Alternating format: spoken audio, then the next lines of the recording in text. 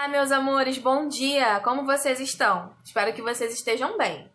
Hoje, quinta-feira, dia 29/10/2020, nós vamos fazer as atividades da nossa apostila de História e Artes. De História, nós vamos fazer das páginas 334 a 338 e de Artes é a página 36. Então, antes da tia começar a explicação, já sabe.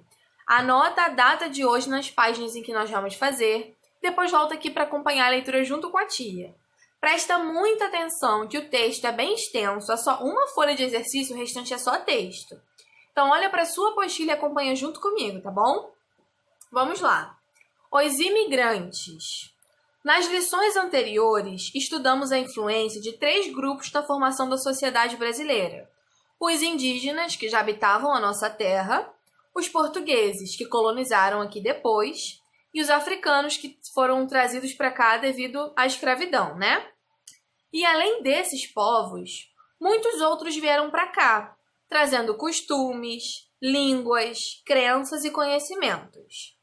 Esses estrangeiros vinham morar em nosso país, por isso que eles são chamados de imigrantes. Eles chegaram ao nosso país a partir do século XIX. Presta atenção, imigrante é uma pessoa que vem de um país de fora para cá.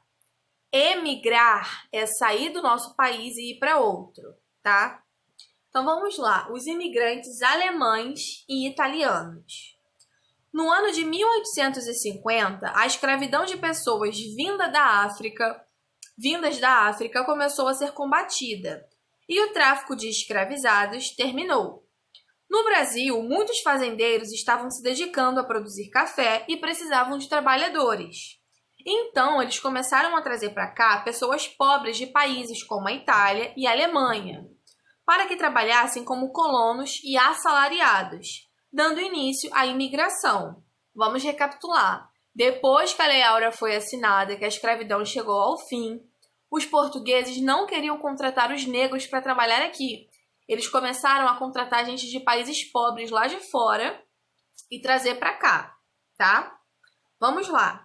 Os primeiros grupos de alemães foram levados para a cidade de Petrópolis e Nova Friburgo, no Rio de Janeiro, e para a região do Paraná e Rio Grande do Sul. Depois, eles foram para Santa Catarina, Paraná e São Paulo. Nessas regiões, tornaram-se proprietários de sítios e chácaras, onde também passaram a desenvolver a atividade agrícola. Como o governo brasileiro queria povoar essas áreas, os imigrantes adotaram o Brasil como sua nova terra, fazendo nascer cidades com forte influências alemã. Aí do lado nós temos uma foto de uma cidade lá em Santa Catarina, a cidade de Pomerode, é considerada a cidade mais alemã do Brasil. Tu acredita que lá eles não falam português, eles falam alemão? Pois é, no Brasil existe uma cidade que as pessoas falam alemão. Óbvio que eles também entendem português, mas eles conversam entre si falando o idioma alemão. Do lado agora, a próxima página. O trabalho dos imigrantes italianos. Eles vieram lá da Itália fazer o que aqui? Vamos descobrir agora. Os imigrantes italianos foram enviados para a região cafeira, de café, que nos séculos 19 e 20 ocupava parte do Rio de Janeiro, São Paulo e Paraná. Eles inicialmente trabalhavam como colonos, ou seja, plantavam e colhiam café. O lucro da venda era dividido entre eles e o fazendeiro. Esse sistema não funcionou porque o fazendeiro, na hora de dividir o lucro, cobrava uma série de despesas, como alimento, roupa, ferramenta e etc.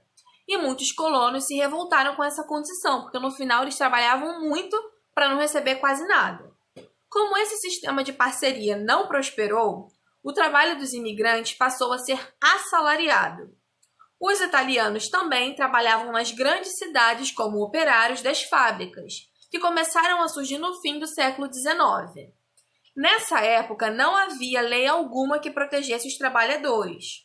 Eles trabalhavam muitas horas por dia e ganhavam muito pouco. Mulheres e até mesmo crianças também trabalhavam nas fábricas. Aí embaixo a gente tem uma foto, observa bem aí, ó.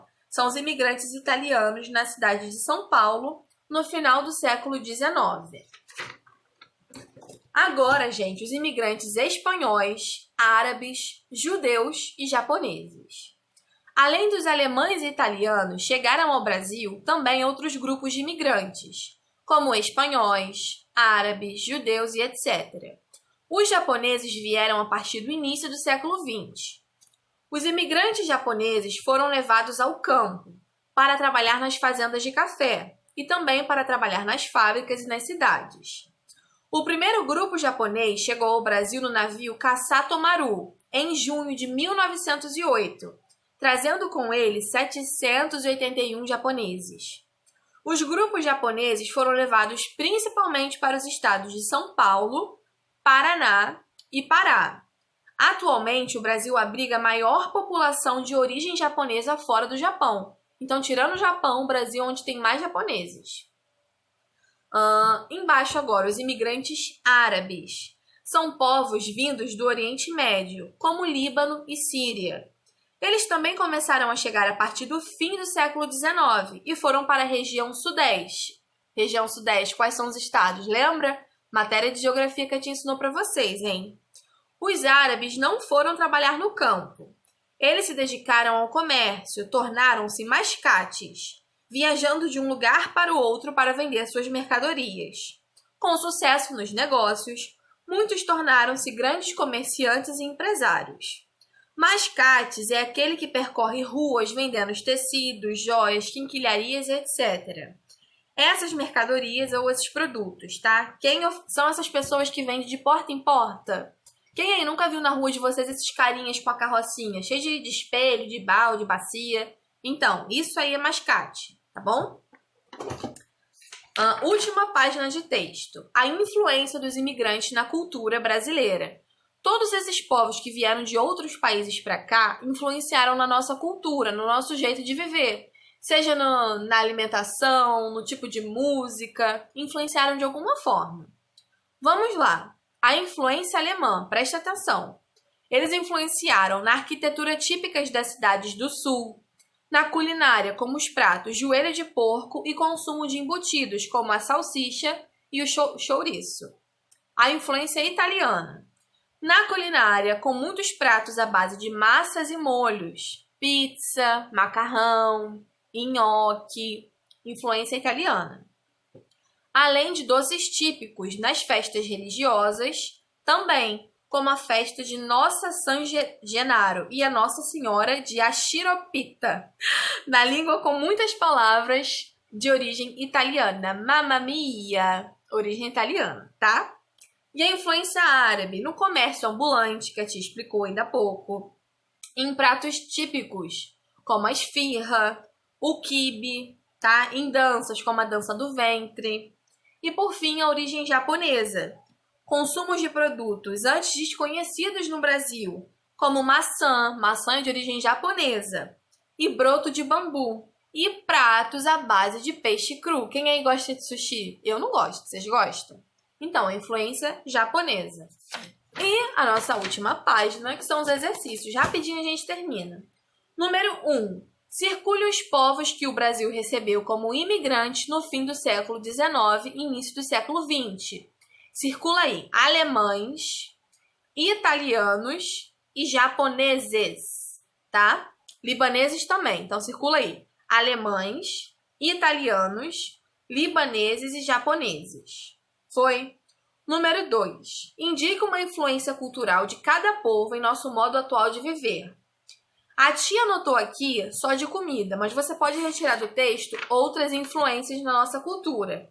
Tá lá na página 337, aí você fica à vontade para botar o que você quiser. Os alemães, eu botei consumo de salsicha.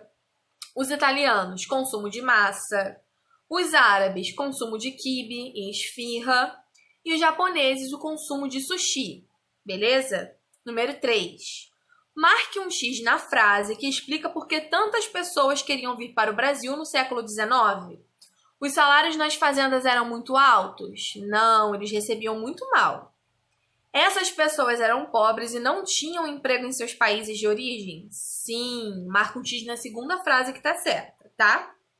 E o número 4. A partir do século XIX, começaram a chegar ao Brasil trabalhadores de que tipo? Eram escravizados, imigrantes ou temporários? Imigrantes, que foi o que a tia acabou de ler para vocês, beleza, gente? Então, na nossa apostila de história, chegamos ao fim. Agora é a apostila de artes, a página 36. Você vai fazer a pintura da vovozinha aí. Só pintar, tá? Tá pedindo pra colar algodão no cabelo da vovó. Só que a tia não tem algodão na escola pra enviar pra vocês. Se vocês estiverem em casa, pode colar, se a mamãe deixar, né? Se não tiver, não tem problema. Só pintar a vovozinha com muito capricho, tá bom? Então é isso. Anota lá no bilhetinho do seu caderno o código da nossa aula de hoje, que é HA29. Tá bom, gente? Beijo grande no coração de vocês e até amanhã. Tchau!